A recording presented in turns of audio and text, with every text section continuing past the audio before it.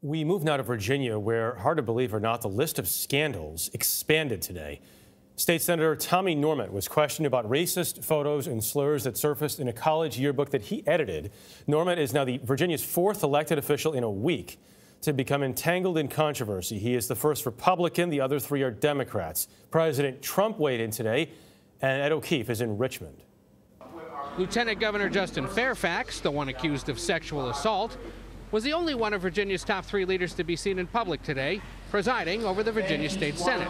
Clerk will call the roll. All those present will please record their vote aye. Governor Ralph Northam and Attorney General Mark Herring, the ones who've admitted to wearing blackface in the 1980s, avoided cameras for yet another day. But the governor reached out to Fairfax and Herring separately. There was no discussion of possible resignations. The fourth in line, Republican House Speaker Kirk Cox, has called on the governor to step down. Today, we asked if there's anything similar in his past. I've never been in blackface. Unequivocal, that's abhorrent, no.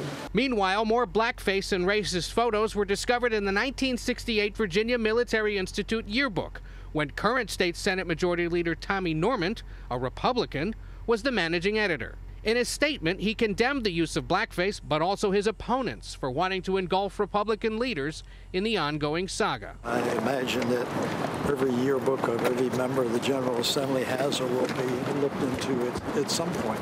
The scandals have rocked this former seat of the Confederacy, where lawmakers are mostly tight-lipped. You have as much chance of getting me to make a comment on the ongoing things as you do of flapping your arms and flying to the moon, okay?